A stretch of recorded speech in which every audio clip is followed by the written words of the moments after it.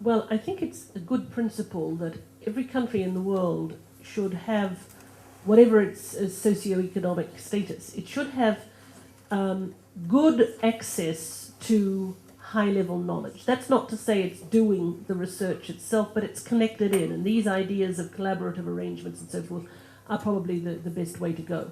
There will be countries, and I'm thinking of very, very tiny countries, islands of scale, for example, which will make choices about what they're going to concentrate on. Though I have to say that the example I gave from Trinidad, it came from the fact that the whole country inside the Caribbean was making an evaluation of its entire knowledge base, all its areas, its research, its technical training, its professional degrees such as nursing, all sorts of things. It was looking at the whole, and where they sit in the world and regionally and geopolitically. So countries are doing this. But I think that the most important thing is nobody should be without this. The question is, what is best for each country? And that, unfortunately, will come back to a choice, but the principle must be respected. I want to specifically address our colleague from Turkey, her question. I think we have an issue, and I'll only be presumptuous and talk from an American perspective here, and that is one of integrity.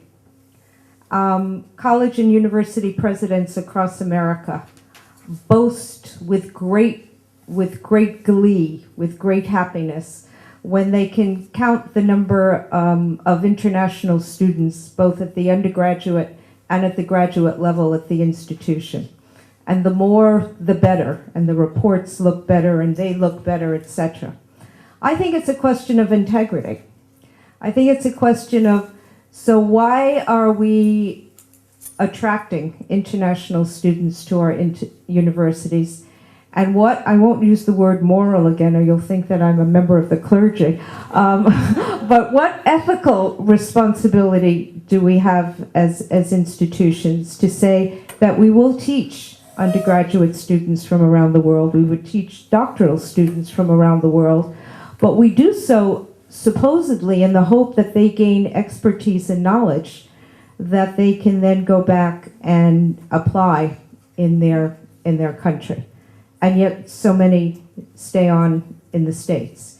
I think it's a university responsibility, somehow perhaps to work with the home country, if you'll forgive that terminology, I won't say the sending country, but the home country, or the high school, or the funding agency that might have funded the student to come over, to say, this will be for a certain period of time. And after this, the student will have to return, or perhaps hopefully will want to return, so that we don't have a brain drain. This is not a new phenomenon. I was international, they called it back then, foreign student advisor 25, 30 years ago. And all the students at a university that I worked at, and I won't name the university, I think 98% of them all remained in America. And they came from countries as small as Iceland and as huge as China. So I think it's a question of integrity, and I think it's an issue that universities have to address head on.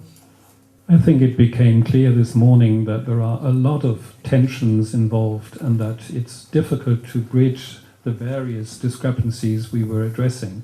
I fully agree with Hans that at the end of the day, we should focus on the individual. And I think any foundation I know who's involved in this kind of funding activity does so.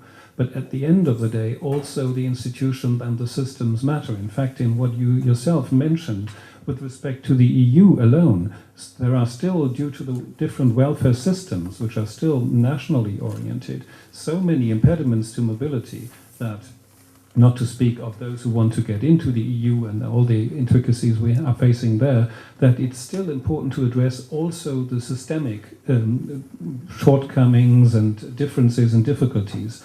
So I think at the end of the day, of course, one could combine, let's say, all the issues also related to risk-taking and other aspects.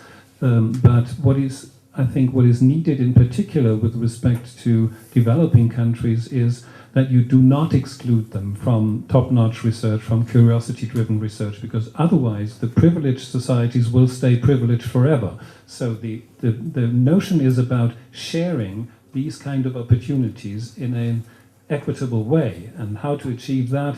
I think there's no quick answer to it. Particularly the points raised by Barbara Kim would take the whole afternoon, I think, to discuss to what extent do we need differentiation within each system and within each institution. I can tell you from debates in some universities, become on the board of the University of Göttingen or Konstanz or similar ones, that that is the most difficult one to achieve.